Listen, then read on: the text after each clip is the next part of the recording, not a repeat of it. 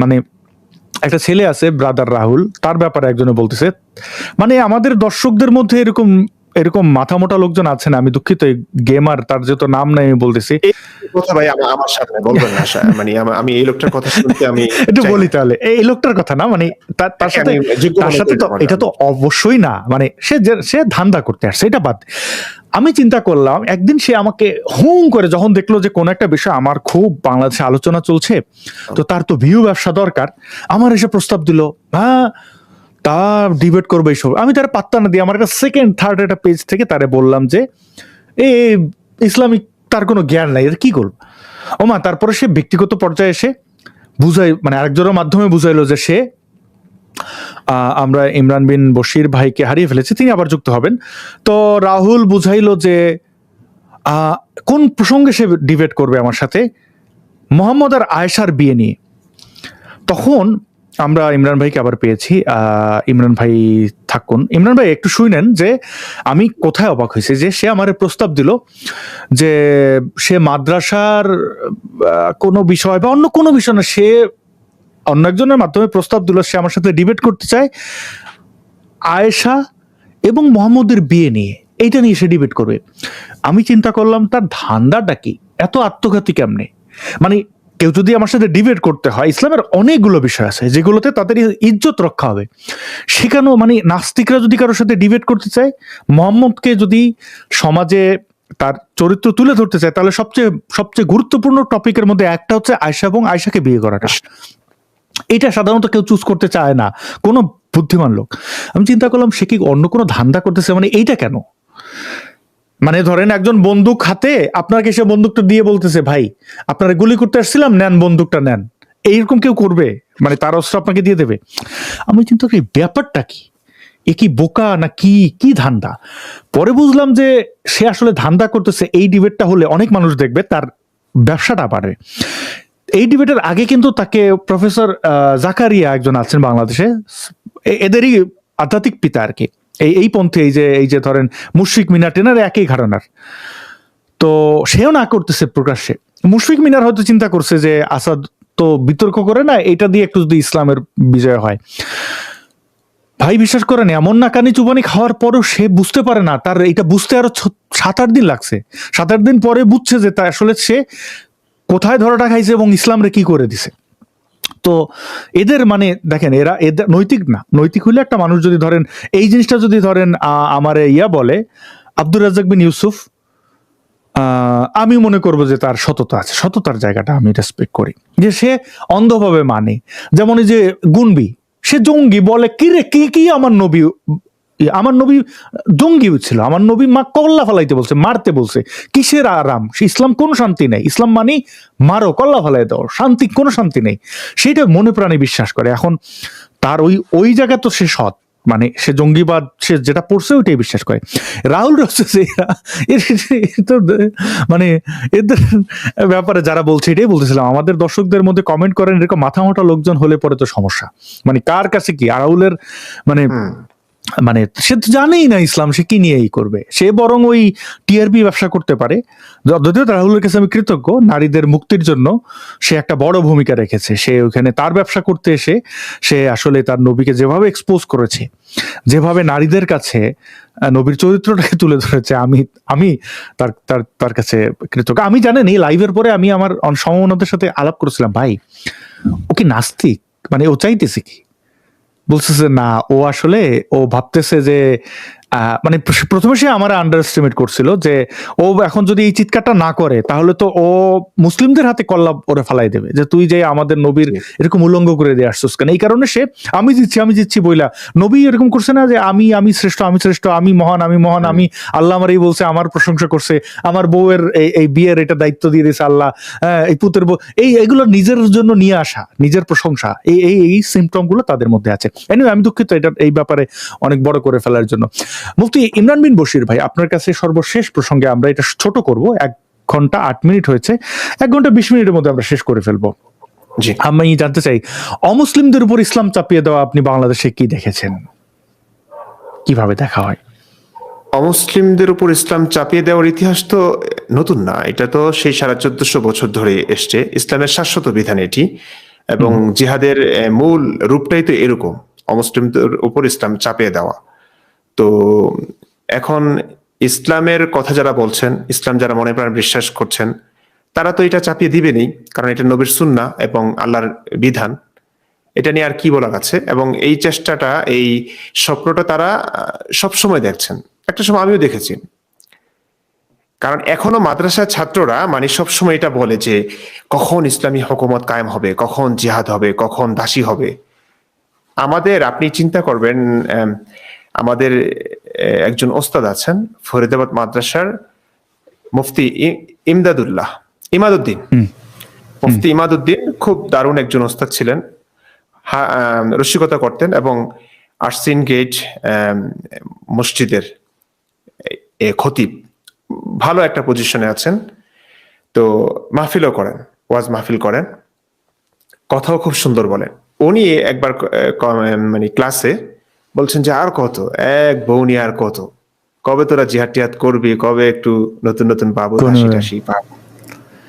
তো এটা হুজুর মজার ছলে যদিও বলেছেন, এটা কিন্তু বাস্তব। প্রত্যেকটা ছাত্র, প্রত্যেকটা হুজুর, প্রত্যেকটা মুসলিম যারা ইসলামটাকে বোঝেন কোরআন হাদিস থেকে, তারা এটা স্বপ্ন দেখছেন কবে জিহাদ হবে, কবে অমুসলিম নারীরা দাসী হয়ে আসবে, সাদা চামড়ার মানুষগুলো দাসী হয়ে আসবে, এক স্ত্রী কিংবা 4 স্ত্রী থাকবার পরেও অগণিত দাসী তাদের থাকবে, লাইফটাকে এনজয় করবে, দুনিয়াও জান্নাত হবে, আখিরাতও জান্নাত হবে। এই স্বপ্নটা তারা দেখছেন। এটা প্রতিনিয়ত, এটা নিয়ে আর কি বলবো। কারণ ইসলামের শাশ্বত বিধান, এটা হয়ে আসছে, আল্লাহ রসুল করেছেন, সাহাবায়ে কেরাম করেছেন। তো তাদের আদর্শ যারা ধারণ করছেন, লালন করছেন বুকে, তারা তো এটা করবেনই, এই দিবা স্বপ্ন তো তারা দেখবেনই। তো দেখছেন তারা।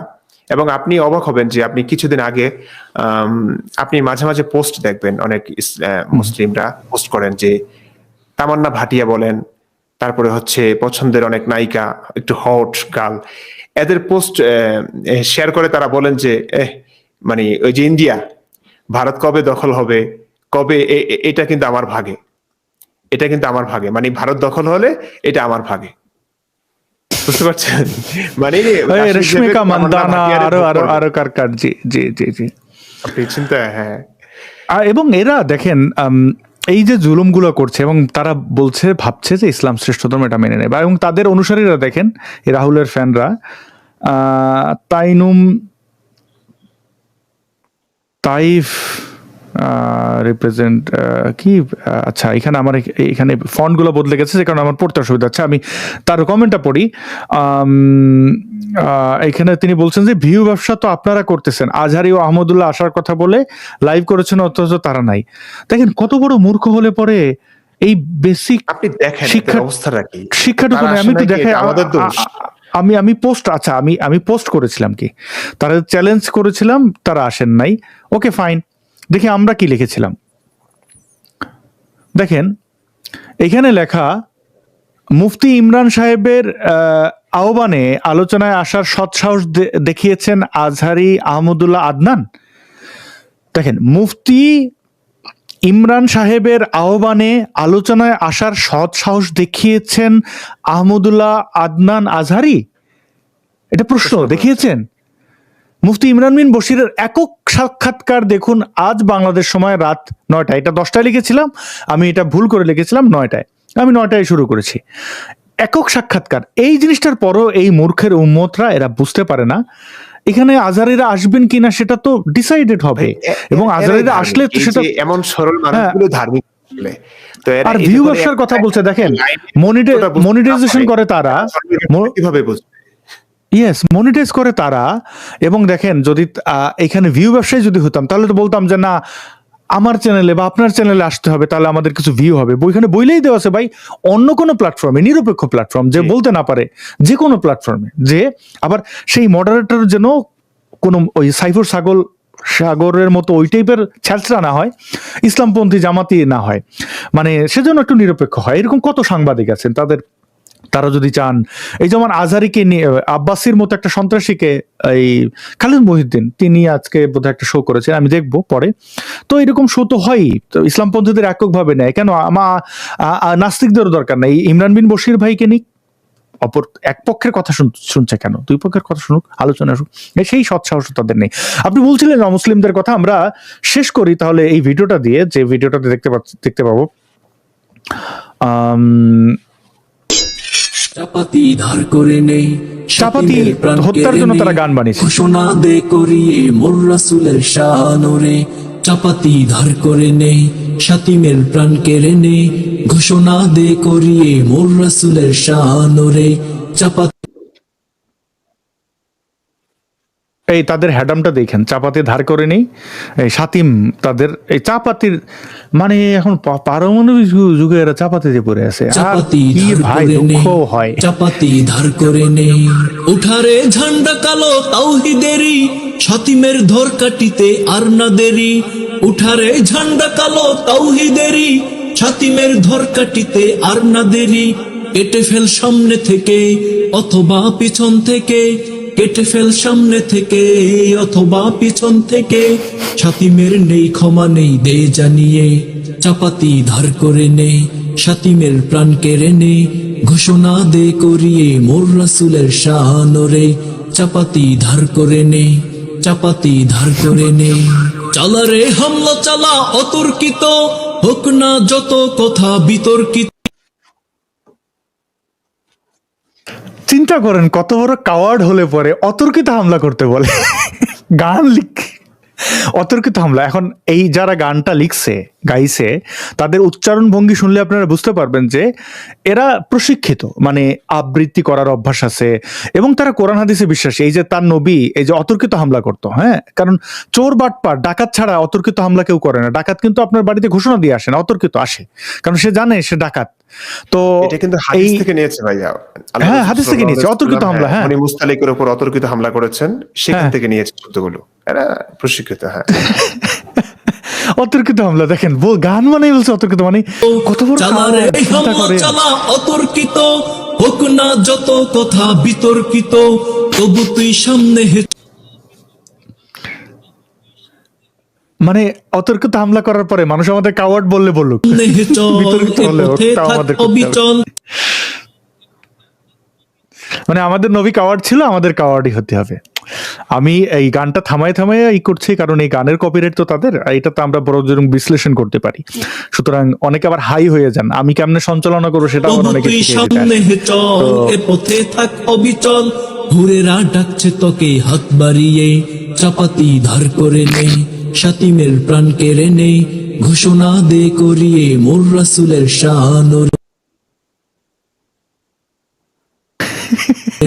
চাপাতি ধার করে নেই, চাপাতি ধার করে নেই।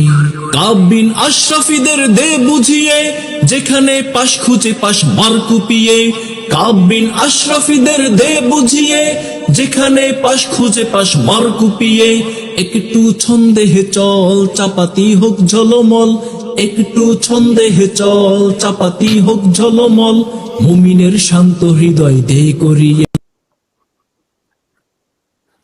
দেখেন একটু এখান থেকে ভিডিও প্লে করতে গেলে একটু ল্যাগ হয়, যেহেতু আমাদের এই স্ট্রিমটা 1080p মানে হাই রেজুলেশনে HD ভার্সনে ইয়ে হয়, তো এখানে একটু ল্যাগ হয়। যারা দেখছেন একটু ভিডিওর সাথে আমাদের কথার আগে পরে হতে পারে, এটা একটু ক্ষমা সুন্দর দৃষ্টিতে দেখবেন। তো এইখানে সে কিন্তু বলছে কাব বিন আশরাফের কথা, সে কিন্তু বলছে এই যে একের পর এখানে দেখবেন হৃদয় বলছে, হ্যাঁ, এটা আবৃত্তি কেউ কোনো শিল্পী না হলে সে হৃদয় বলবে, হৃদয় বলবে না। তো এটা দে আর প্রফেশনাল এবং এটা হেলাফেলা করার কিছু নেই যে তারা এটা একদম বানিয়ে ফেলেছে বিচ্ছিন্ন কেউ। বাট যারা কিউরিয়াস শাতিমে রাসূলকে, আমি শাতিমে রাসূলটা থেকে দেখাবো একটু পরে, শাতিমে রাসূল আসলে কি হয়। চাপাতি ধার করে নেই, শাতিমের প্রাণ কেড়ে নেই, ঘোষণা দে করিয়ে মোর রাসূলের শানরে, চাপাতি ধার করে নেই, চাপাতি ধার করে নেই। তাগুতের আদালতে কেন তাকাবি, অযথা বিচার চেয়ে শান্ত রবি, তাগুতের আদালতে কেন তাকাবি, অযথা বিচার চেয়ে শান্ত রবি, সেথা অতীত খুঁজে নে তাকে মন খুব বুঝে নে, সেথা অতীত খুঁজে নে তাকে মন খুব বুঝে নে, রগবগ রক্তে আগুন রক্তেরই তেজ দে দেখিয়ে, চাপাতি ধার করে নে, শাতিমের প্রাণ কেড়ে নে, ঘোষণা দে করিয়ে মোর রাসূলের শান রে। চাপা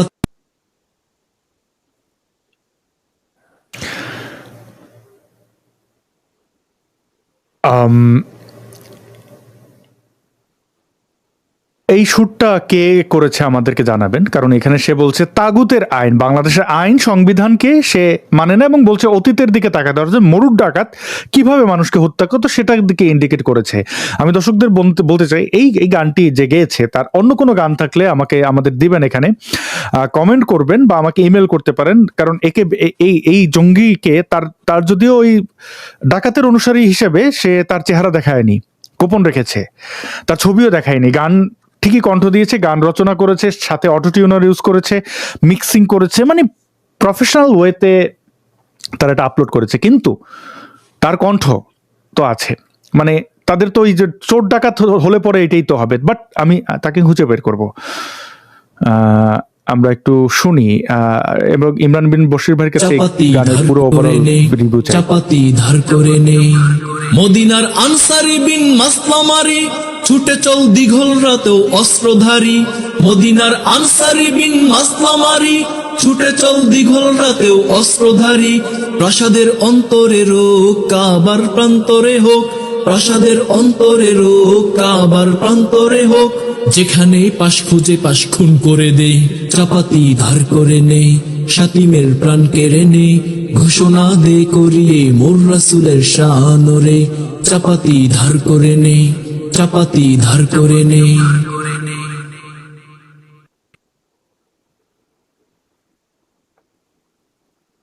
প্রিয় ইমরান বিন বশির ভাই, শেষে দেখলেন সে বলল খুন করে দে, মানে কি বলবেন এই পুরো ইসলামী সঙ্গীতটাকে নিয়ে? কিছু বলার নেই ভাইয়া, এগুলো তো সবসময় বলে এসছি যে কাব বিন আশরাফের ঘটনাটা এখানে উল্লেখ করা হয়েছে, এটা যে কতটা নির্মম। আমি কাব বিন আশরাফের জন্য কান্না করেছি ভাই, আপনি যদি বিশ্বাস করেন। আমি একটা সময় পড়েছি, তখন আসলে অন্ধবিশ্বাসী ছিলাম, হুজুররা যা পড়াতেন তাই বিশ্বাস করতাম, এবং আল্লাহ এবং রসুলকে মনে প্রাণে বিশ্বাস করতাম বলে তাদের সমস্ত কর্মগুলোকে যুক্তির আলোকে বিশ্বাস না করা গেলেও বিশ্বাস করে নিতাম। মানে তখন কিন্তু একটা সময় যখন বুঝের বয়সে যখন এটা পড়েছি, একটা মানুষকে আমার তখন অনেকগুলো প্রশ্ন জেগেছে।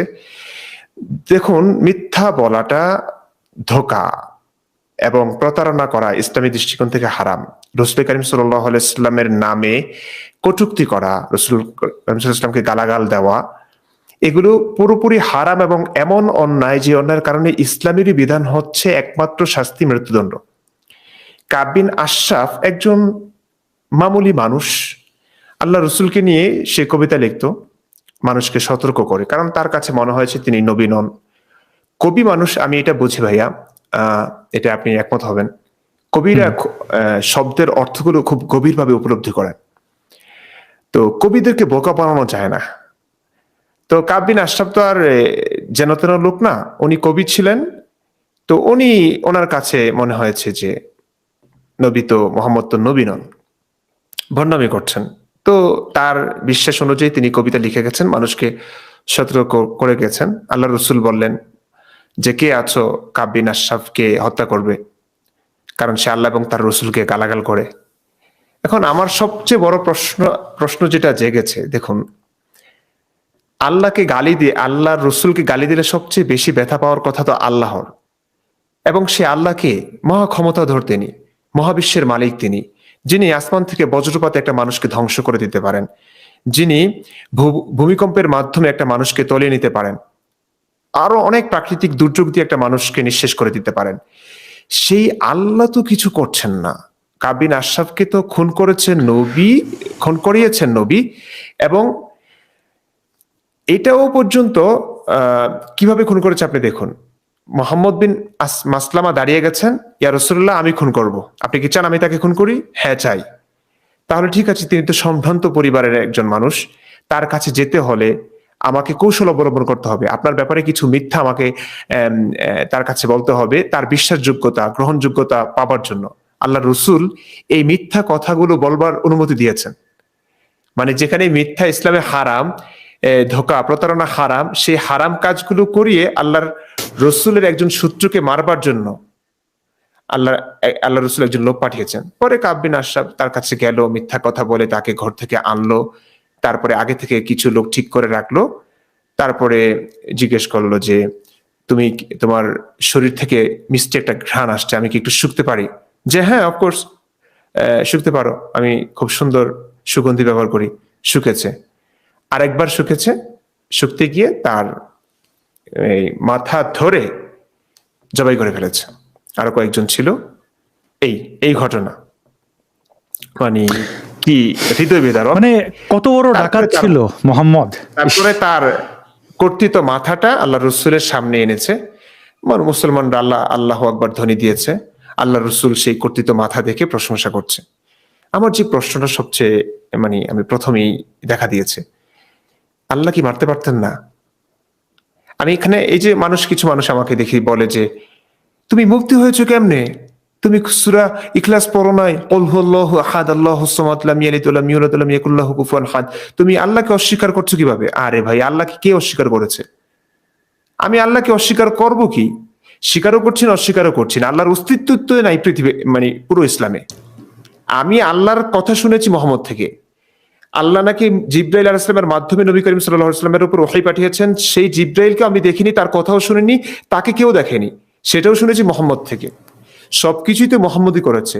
নবীকে গালি দিয়েছে। বাংলাদেশে একটা নাটক ছিল, আমাদের বাংলাদেশের একটা নাটকে যমজ নামের একটা নাটক ছিল, সেখানে মোশাররফ করিমের নেটওয়ার্ক চলে যেত আর কি মাঝে মাঝে, যখন শোনার কথা সে কানে শুনতো না। হ্যাঁ, মোহাম্মদের ওইটা খুব ভালো মেলে যে সে ওহি নিয়ে আসতো, আবার ঘরে কুকুর থাকলে আসতো না, জির নেটওয়ার্কে কাজ করতো না। সাতিমে রাসূল নিয়ে এই যে গানটা শুনেছিলাম, সাতিমে রাসূলকে এখানে দেখাইলাম। এবং আপনি যে বিবরণটা দিলেন কাব বিন আশরাফের ঘটনাটা, ভাই আমাদের একটা ইউটিউব চ্যানেল আছে ইশতেহার নামের, ইশতেহার আমাদের দফা, আওয়ার ম্যান্ডেট। তো এইখানে আমি খিলাফতের একটা প্রথম পর্ব দিয়ে শুরু, তৃতীয় পর্বে 4 জন খলিফার বিবরণ আছে। তো এই ভিডিওটা নির্মাণ করতে গিয়ে রেকর্ডিং এর সময় আমাদের ডেটা কালেক্ট করার জন্য, বিন্যাসের জন্য এত কষ্ট লেগেছে ভাই, মনটা আমার সেই বুখারি পড়ার কথা মনে পড়ে, যে এই খলিফারা মানুষের মাথার উপরে হাড়ি চড়িয়ে তারপর রান্না করে সে রান্নায় খাবার খায়। এত নিষ্ঠুর ডাকাত ছিল। আমরা তো ছোটবেলা বা আশেপাশে ডাকাত দেখেছি, ডাকাতরা কি করেছে শুনেছি। আরবের এই ডাকাতগুলো কতটা ভয়ঙ্কর, এবং এই ছেলেপেলেগুলো খিলাফত চায়। খলিফারা কতটা বর্বর ছিল এক একজন। আর এই মোহাম্মদের দেখেন, চিন্তা করেন, কবিকে, এই ইসলামে কবিতা নিষিদ্ধ কেন? যে কারণে আমি মুক্তি পেয়েছি ইসলাম থেকে, কবিতা থেকেই। কবিতা, প্রেম, এগুলো হারাম। ছবি আঁকা। আপনি আজকে আমাদের কাব বিন আশরাফের কথা বললেন, হৃদয় বিদারক এই ঘটনাটি। আমি অনুরোধ করবো, যারা আমাকে শুনছেন, হয়তো অনেকে বিশ্বাস করবেন না আল্লাহ রসুল আসলে এমনটা করতে পারেন না, তারা আমি গুগলে সার্চ করলে একদম সহিহ হাদিসের আলোকে এটা চলে আসবে, এটা আপনারা পড়ে নিতে পারেন, যেটা আমার কথা না নাকি সহিহ হাদিসের কথা। এটা স্বীকৃত একটি ব্যাপার, এটা কোনো আলেম। একজন আল্লাহর নবী তার সমালোচককে মারতে যাইয়া প্রতারণার আশ্রয় নিতে হয়, একজনকে পাঠাইতে হয় নিষ্ঠুর ভাবে। আল্লাহ তার কথা, তার ওই সময় কি ওই যমজ নাটকের মতো তার নেটওয়ার্কের কাজ করে না, যে আল্লাহ ওরে একটু অভিশাপ দিলাম। আল্লাহ তা মোহাম্মদের তো হৃদয়ের সাথে আল্লাহ কানেক্টেড। আল্লাহ যখন শুনাইতে চান তখন তার আবার ওই লাগে, জিব্রাইল লাগে। কিন্তু এমনি তো নবী কি করতেছেন সেটা তো আল্লাহ দেখে। নবী কোন বিবি কি, আমি এইটা খুব জঘন্য একটা বিষয়। হ্যাঁ, আল্লাহ দেখতে পায় সবসময়। আমি মুসলমান হলে তো আমি উলঙ্গই হইতাম না কখনো। যাই হোক, তো সেই আল্লাহ কি জানে না যে তার নবী, প্যারে নবী বিরক্ত কাব বিন আশরাফের উপরে? একজন কবির জন্য এত থ্রেট। অবশ্যই যে এখন দেখছেন বাংলাদেশে কবিদেরকে, তাদের এই মিস্টার গালিব তাদের পক্ষের লোক, তার কল্লা ফেলাই দিতে চায়, রাখাল রাহার কল্লা ফেলাই দেবে। কেন তারা ছন্দ লিখছে কেন? এই যে দেখেন এখানে এই হুমকি দিচ্ছে, তোর খবর আছে আল্লাহর কসম। মোহাম্মদ রাজিবুল হক। আমি ফন্টটাকে উল্টাপাল্টা করার কারণে অনেক কিছু পড়তে পারছি না। যাই হোক, আল্লাহর কসম দিয়ে খবর আছে। আমরা তাহলে আল্লাহ কি অক্ষম? আমি তো বলি যে আল্লাহ আসলে আমাকে আজাদ দিক, আল্লাহ আমাকে ঠাডা ফেলে আমাকে মেরে ফেলুক, ভূমিকম্প দিয়ে আমাকে মেরে ফেলুক। আমি আসলেই চাই, আসলে আমি চাই, আমি যদি ভুল পথে থাকি, আপনারা পুরো পৃথিবীর সকল মুসলিম মিলে দোয়া করুন, তাহাজ্জুদ পড়ুন, সকল আলেম ওলামা, পীর, মাশায়েখ, ওলিয়া উলিয়া পুরো 150 কোটি কিংবা 200 কোটি মুসলমান মিলে দোয়া করুন, না পারলে নাস্তিকদেরকে নিয়েও সাথে দোয়া করুন, টাকা পয়সা দিয়ে যেমনি হোক, আমার উপর যেন গজব পড়ে আমি যদি ভুল পথে থাকি। বাকি আমি কোনো মানুষের হাতে মতে চাই না, আমি আল্লাহর হাতে মতে চাই। যদি আল্লাহর বিরুদ্ধে আমি কোনো কথা বলে থাকি, আমি আল্লাহর বিরুদ্ধে কোনো কথা বলছি না। তিনি আছেন না আমি জানি না, যদি থাকেনও আমি এখন বলতে পারি আসাদ ভাই, আমার আম্মা এই কথাটা মাঝে মাঝে বলেন, যদি আল্লাহ থাকে তখন তোর কি হবে, তুই তো জাহান্নামে যাবি রে। আমি বললাম, আমি আল্লাহ যদি একজন থেকে থাকেন, আমি অনেক কনফিডেন্ট আমি কখনোই জাহান্নামে যাব না। যদি জাহান্নামে সর্বপ্রথম একটা মানুষ যায়, নবীকে আগে যেতে হবে। নবী খুন করেছে, ধর্ষণ করেছে, নবী গণহত্যা করেছে, নবী মানুষকে মিথ্যা বলেছে, একটা পুরো মানে একটা সন্ত্রাসী গোষ্ঠী বানিয়েছে, ঠিক আছে। তো আমি তো কোনো মানুষকে খুন করেছি? মাকে আমি জিজ্ঞেস করলাম, না।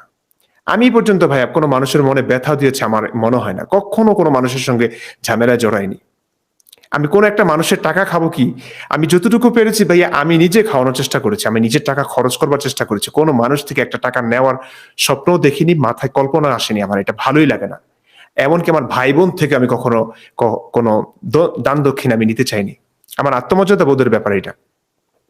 আমাকে মানে কি বলবো, যারা আমাকে কটাক্ষ করছেন, আমার ফ্যামিলি স্ট্যাটাস সম্পর্কে জানে না, তো আমাকে বলছেন ইহুদি খ্রিস্টানদের টাকা খাচ্ছি, এসে কি ধরনের কথাবার্তা বলছেন। আমার মাঝে মাঝে খুব রাগ করে কথা বলতে ইচ্ছা হয় যে ছোট লোকরা আসলে ভাবতেই পারবে না। ছোট লোক যদিও আসলে দুঃখিত এভাবে কথা বলার জন্য, আমি কাউকে, আমি বুঝতে পেরেছি আপনি চিন্তার ছোট লোক, মানে চিন্তার দিক থেকে আমাকে এইভাবে আক্রমণ করছে, তখন আমার এইভাবে বলতে হয় যে মানে কোন ধরনের কথাবার্তা। আরে আমি যদি ইহুদি খ্রিস্টানদের টাকায়, আচ্ছা আপনি আমাকে কোটি টাকা মানে 50,000 কোটি টাকা অফার করেন, আমি ইসলামে ফিরে যেতে পারবো কিনা? আমি বলবো যে না।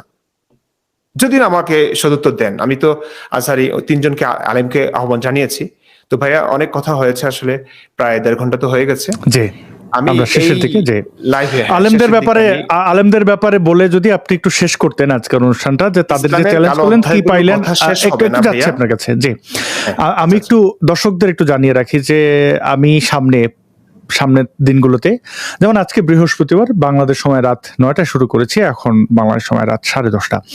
আপনারা প্রতি বৃহস্পতিবার ইমরান ভাইয়ের সাথে আমার একটি ভিডিও পাবেন। ইমরান ভাইকে আপনাদের অনেকগুলো প্রশ্ন বা সমসাময়িক ইসলামপন্থীদের যে হাউকাউ মাও, তাদের যে এজেন্ডা থাকে সেগুলো নিয়ে প্রশ্ন থাকবে, এবং 3টা প্রশ্নই থাকবে। 10 মিনিট ইমরান ভাই বলবেন। এই শোটার নাম দিতে চাই 10 মিনিটস উইথ মুফতি ইমরান বিন বশির। তো এটি সামনের সপ্তাহ থেকে আপনারা পাবেন। 10 মিনিটের মধ্যে ভিডিও লেন্থ থাকবে, এবং সেটি লাইভ থাকবে না, ভিডিও থাকবে। কারণ ওই 10 মিনিটের মধ্যে রাখতে গেলে প্রশ্ন ছোট করা, বা ধরো 4টা প্রশ্ন করলাম, সেটা উত্তর দিতে গিয়ে 15 মিনিট হয়ে গেল, কিন্তু সেটাকে 10 মিনিট আনা হবে। জি, মুফতি ইমরান বিন বশির, আপনি যে চ্যালেঞ্জ করলেন, চ্যালেঞ্জ ঠিক না, আহ্বান জানালেন যে ইসলামপন্থীরা আপনার সাথে কথা বলবে, তাদের জন্য আপনি কতদিন অপেক্ষা করবেন? আমি আপনার জায়গা হলে 10 দিন অপেক্ষা করতাম। তারপরে কোনো সাড়া না পেলে আমি আমার জায়গা থেকে, মানে আপনি কি ভাবছেন এইটা নিয়ে? ভাইয়া দেখুন, ওনারা আমাকে মানে ওনাদেরকে আমি কিছু প্রশ্ন করেছি, এই প্রশ্নের উত্তরগুলো না দিয়ে তারা আমাকে মারবার পরিকল্পনা করছেন। এখনো সবাই করছেন, হয়তো হাতের নাগালে পাচ্ছেন না বলে আমার সঙ্গে এখন আলোচনার কথা বলছেন। তো আমি তো বললামই, একটা ভিডিও করলাম, আহ্বান জানালাম আমি যাদেরকে ভালোবাসি, যারা সর্বজন স্বীকৃত আলেম, তাদেরকে। এখন এই ব্যাপারটা অনেকে বলতে পারে যে আমি আমার মতো ছোট মানুষ, তারা অনেক বড় মাপের মানুষ, তারা আসবেন না কেন? তো যেখানে ইসলামকে নিয়ে আমি যদি তাদের পক্ষ থেকে কোনো সাড়া না পাই, কোনো উত্তর না পাই, আমি কিন্তু আমার কার্যক্রম চালিয়ে যাব। কারণ আমি এত কিছু ছেড়ে আসলাম, আমার জীবনে এত ত্যাগ। তো যদি আমার কাছে ইসলামটা প্রশ্নবিদ্ধ থাকে, তো আমি প্রশ্নবিদ্ধ ইসলামকে নিয়ে আমি কথা বলবো না, আমি মানুষকে সতর্ক করব না? এই যারা একটা বিশ্বাসের জের ধরে মানুষকে মেরে ফেলছে, কেটে ফেলছে, কত নির্মম ভাবে, নির্দয় ভাবে, আমি কি সেই ধর্মটার বিরুদ্ধে কথা বলবো না? এটা কি আমার মানবতার মধ্যে পড়ে না? এটা কি আমার নৈতিক দায়িত্ব না? আমি আমার জায়গাটুকু থেকে সর্বোচ্চ চেষ্টা করব ইসলামের এই ব্যাপারগুলো মানুষের কাছে তুলে ধরার জন্য, এবং যৌক্তিকভাবে এবং রেফারেন্স সহ, কোনো আঘাত টাঘাত না। আমি যেখানে যুক্তি এত ধারালো, সেখানে আসলে গালিগালাজের প্রয়োজন পড়ে না।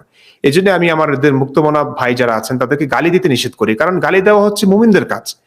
যেখানে যুক্তি নাই, যেখানে অন্ধবিশ্বাস, তারাই গালি দিয়ে জিততে চাইবে, তারা মেরে জিততে চাইবে, তাদের ধর্মের জয়গান তারা গাইবে। তো আমাদের গালি দেওয়া লাগে না, আমাদের যুক্তি যথেষ্ট, আমাদের রেফারেন্সই যথেষ্ট। তো আমি যদি তাদের কাছ থেকে কোনো সাড়া না পাই, আমি আরো কিছুদিন অপেক্ষা করব, কিন্তু তারপরে যদি সাড়া না পাই, তার যদি না বসেন, বসার প্রয়োজনীয়তা অনুভব করছেন কিনা আমি জানি না, কিন্তু করা উচিত ছিল। প্রয়োজনীয়তা নাকি সাহস? না, আমি প্রয়োজনীয়তা তো আমি আছে। ওইভাবে যাব না এখন। এটা তো বলতে আমি বাধ্য।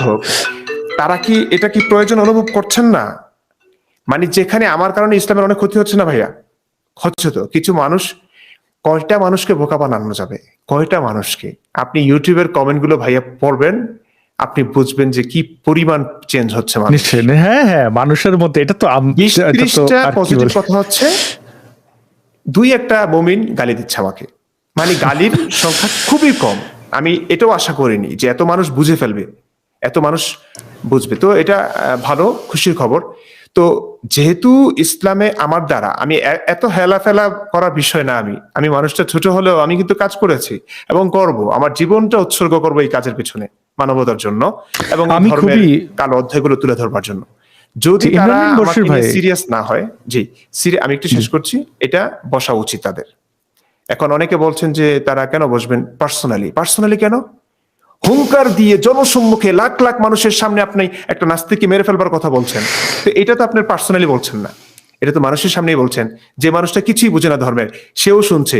যে মানুষটা এক ওয়াক্ত নামাজও পড়ছে না, যে মানুষটা ইসলামের কিছুই বুঝতে পারছে না, তাদের নবী কয়টা বিয়ে করেছে, কয়টা দাসী সেক্স করেছে, কয়টা গণহত্যা করেছে, কিছুই জানে না, সেই মানুষটাও কিন্তু একজন নাস্তিককে মেরে ফেলবার প্রতি সে একদম উঠে পড়ে লাগবে। আপনি যদি কোনো একজন আলেম শুনিয়ে দেয় যে নাস্তিক মানলেই জান্নাত 72 হোক, সে কিন্তু মেরে ফেলবে। তো আমি কি, যে মানুষটা আমাকে মেরে ফেলতে চাইবে, মেরে ফেলাটাই তার একমাত্র সিদ্ধান্ত তার কাছে, তা আমি কি তার কাছে এটা জানতে চাইতে পারি না যে আপনি কোন ইসলামের কারণে, কোন বিশ্বাসের জের ধরে আমাকে মেরে ফেলবেন? সেটা কি আপনি জানেন? সেটা কি আপনি বোঝেন? তা আমি কি তার কাছে এক্সপ্লেনেশন চাইতে পারি না? তো এই যে আলেম যারা সর্বজন স্বীকৃত, বাংলাদেশের গ্রহণযোগ্যতা, ওনাদের গ্রহণযোগ্যতা বাংলাদেশে আছে, তো ওনারা আমাকে নিয়ে বসবেন না কেন? যে ইসলাম তারা প্রচার করে লাখ লাখ টাকা কামাচ্ছেন, তো সেই ইসলামটার যখন ক্ষতি হচ্ছে, মানুষ বিভ্রান্ত হচ্ছে তাদের ভাষায়, তো ইসলামকে বাঁচানোর জন্য কি তাদের বসা উচিত না? তো পার্সোনালি বসবেন কেন? আমি চাই, আমারও তো একটা জানের নিরাপত্তা অনিশ্চিত হয়ে গেছে। আমি এখন বাংলাদেশে যেতে পারবো না, প্রকাশ্যে আসতে পারবো না, কিংবা আত্মগোপনে আছি, প্রকাশ্যে আসতে পারবো না, আমাকে যেখানেই পাবে মেরে ফেলবে। তো আমি তাদের পার্সোনালি তাদের সঙ্গে দেখা করতে পারছি না। এখন যা হবে আলোচনা হবে। আমিও তো বলেছি ছাত্রের মতোই আমি তাদের কাছে জানতে চাইবো, এবং সেটা একজন নিরপেক্ষ সঞ্চালকের মাধ্যমে হবে, সে যেই হোক না কেন, এবং এটা পুরো বাংলাদেশ দেখবে। এটা আমার একটা টাকারও দরকার নাই, এটা তাদের পেজ থেকে হোক, আমার ব্যবসার উদ্দেশ্যে না। আমি জানতে চাই এবং মানুষকে বোঝাতে চাই আসলে ইসলামটা যৌক্তিক কিনা। যদি যৌক্তিক হয়, ঠিক আছে, আমিও তাদের ক্ষমা চাইবো, তাদের কাছে ক্ষমা চাইবো, আমিও ইসলাম মুসলিম হব, ইমান নতুন করে আনবো। যদি মারাটাই সিদ্ধান্ত হয়, আমি মরে যাবো, আমি বলেছি ভিডিওতে। আর যদি না হয়, তখন তখন আমি আমার কাজ চালিয়ে যাব। ব্যাস, এটুকুই। অনেক ধন্যবাদ মুফতি ইমরান বিন বশির ভাই। এবং দর্শক বন্ধুদের বলে রাখি, মুফতি ইমরান বিন বশির ভাইয়ের ইউটিউব চ্যানেলটি আপনারা সাবস্ক্রাইব করে নিতে পারেন। এই লাইভের ডেসক্রিপশনে, ইউটিউবের ডেসক্রিপশনে এবং ফেসবুকের কমেন্টে আপনারা তার ইউটিউব চ্যানেলের লিঙ্ক পেয়ে যাবেন, ফেসবুক পেজের লিঙ্ক পাবেন। তিনি অনেক ভিডিও, থাউজেন্ডস অফ ভিডিওস, আমি বারবার বলেছি কথাটি, 1000-এর বেশি ভিডিও তিনি ধারণ করে বাংলাদেশ থেকে এনেছেন, এবং প্রতিনিয়ত তো ভিডিও তিনি তৈরি করবেনই সমসাময়িক বিষয়ে। তো তার চ্যানেলে আপডেট রাখার জন্য মানে থাকবেন, তার সাথে থাকবেন, এটা আপনাদের কাছে অনুরোধ। এবং আমার পক্ষ থেকে বলতে পারি, কিছুটা তো অনুমান করতে পারি, সিক্স সেন্স, হয়তো আমাকে মারার জন্য খুব চেষ্টা হচ্ছে, হয়তো মেরে ফেলবো। আমি আমার জীবনে যথেষ্ট করে ফেলেছি, মানে আমার যে কোনো সময় মৃত্যু হলে আমার নিজের কোনো আফসোস নেই। আর আমার মৃত্যু হলে সেটা খুব গর্বেরই হবে, সত্যের জন্য লড়ে যাচ্ছি। এবং একটা সময় বাংলাদেশের কোণে ছিলাম, এখন আমি নর্থ আমেরিকায় থাকি। হয়তো পুরো বিশ্বে জানবে যে আমি সত্যের জন্য লড়েছিলাম, আমাকে হত্যা করা হয়েছে। আরো অনেক মানুষ এই ব্যাপারগুলো, এবং আমি ইমরান বিন বশির ভাইয়ের কথা বলতে চাই যে তিনি অনেক ব্রাইট একজন মানুষ, এবং তিনি আমাদের মানুষের চিন্তার মুক্তির আন্দোলনে বড় ভূমিকা রাখবেন, মানুষের স্বাধীনতার জন্য ভূমিকা রাখবেন। এবং আমরা আসলে এমন একটা সময় পার করছি যখন যে গোষ্ঠীর, যে মানুষগুলোর মুক্তি চাই, সেই মানুষগুলো আমাদেরকে শত্রু মনে করে হত্যা করতে চায়। মাদ্রাসায় বলাৎকার বন্ধ হলে আমার কি লাভ? মুসলিমদের মধ্যে ধর্মান্ধতা যদি দূর হয়, তারা যদি আধুনিক হয়, আমার কি লাভ? এই যে পুরো বিশ্বে মুসলিমদের দেখলে সন্দেহের চোখে দেখে, আমার নামের কারণে আমি এখনো বৈষম্যের শিকার হই। আমি বিভিন্ন এয়ারপোর্টে তারা আমাকে মৌলবাদী ভাবে, আমার এই দাড়ির জন্য আমাকে ইসলামপন্থী ভাবে। আমি তা নই, এটা তো প্রমাণ, এগুলো তো শর্ট টাইমে কাউকে প্রমাণ করা যায় না যে look I am an atheist, I am not Muslim. এগুলো তো বলাও যায় না, বলার ইচ্ছাও থাকে না। তো এই যে আমি বুঝতে পারি, আমি আমি আমি মনে প্রাণে বিশ্বাস করি আমি উদার একজন মানুষ। আমি বৈষম্যের শিকার হলে আমি এটা গায়ে নেই না, কারণ এই যে মুমিন ভাইরা আমাকে গালাগালি করেন, আমি গায়ে নেই না, মা বোন তুলে গালাগালি করেন, তো তারাও যদি আমাকে ওই রেসিজমের মধ্যে রাখে, আমি গায়ে নেই না। কিন্তু একজন মুসলমান, তার কতটা কষ্ট লাগে, এই যে যারা উদারপন্থী মুসলমান, তাদের কতটা কষ্ট লাগে, এই তাদের কষ্ট দিচ্ছে এই সন্ত্রাসী মুসলমানরা। আজকে বাংলাদেশে ইসলামিক সন্ত্রাস বন্ধ হলে বাংলাদেশ অনেক এগিয়ে যাবে, বাংলাদেশের মানুষ অনেক কর্মঠ। এই দেশের মানুষ তো আমার রঙের মানুষ, আমার বর্ণের মানুষ, তাদের মধ্যে তাদের ভাষায় আমি উঠে এসেছি, বড় হয়েছি। সেই মানুষগুলোকে কি আমি ভালোবাসি না? আমি তো আমার দেশের মানুষকে, আমি ওইভাবে উগ্র জাতীয়তাবাদী নই। আমি জাতীয় সঙ্গীত শুনলেই দাঁড়িয়ে যাওয়া, করা, এগুলোতে ওই মন্ত্র বা দোয়া দুরুদের মতো না। কিন্তু আমি আমার উপত্যকার মানুষকে তো ভালোবাসি। তারা তো নির্যাতিত, নিপীড়িত, তারা খুব সরল, বোকা, আবার অনেক ক্ষেত্রে ধুরন্ধর। এই ধুরন্ধর মানুষগুলোর হাত থেকে এই মানুষগুলোর মুক্তি চায়, কিন্তু তারাই আমাদেরকে মারতে চায়। এটার চেয়ে আর দুঃখ কি থাকতে পারে? যাই হোক, অনেক কথা বলার থাকে। তো প্রতি সপ্তাহে একটি শো পাবেন, এবং লাইভের বিষয়ে অনেকেই অনুরোধ করছেন যে লাইভটা আরো দীর্ঘ করেন। অনেকে বলছেন যে মুফতি ইমরান বিন বশিরের সাথে সাপ্তাহিক যে লাইভ, সেটা লেন্থ বাড়ানোর জন্য এই মুহূর্তে ফেসবুক, ইউটিউবে আমাদের 10,000 মানুষ দেখছেন, তাদের এই অনুরোধগুলো রাখতে হয়। রাখার চেষ্টা করব। একটা লাইভ দেখি সপ্তাহে একবার করা যায় কিনা। মুফতি মাসুদ ভাইয়ের সাথে শনিবারে আপনাদের সাথে দেখাই হচ্ছে ইসলাম বিষয়ক কিউএনএতে। গত সপ্তাহে আপনার 5 ঘন্টার লাইভ হয়ে গেছিল। এই সপ্তাহে সেটা ছোট, 1 ঘন্টার মধ্যেই শেষ করা বা 1.5 ঘন্টার মধ্যে শেষ করার চেষ্টা করবো। আমি চেষ্টা করব মুফতি ইমরান বিন বশির ভাইয়ের যদি সময় থাকে, তিনি অল্প সময়ের জন্য যুক্ত হতে পারেন কিনা। মাসুদ ভাই সময় দিচ্ছেন, আমরা যার জায়গা থেকে আলোকিত করার চেষ্টা করবো। অনেক ধন্যবাদ মুফতি ইমরান বিন বশির ভাই আমাদেরকে সময় দেওয়ার জন্য। দর্শক বন্ধুদের কাছেও কৃতজ্ঞতা জানিয়ে আজকে শেষ করছি। শুভরাত্রি। আপনাকে ধন্যবাদ আসাদ ভাই, এবং সকলে যারা আমাকে দেখছেন, শুনেছেন, সকলকে ধন্যবাদ। ভালো থাকবেন, সুস্থ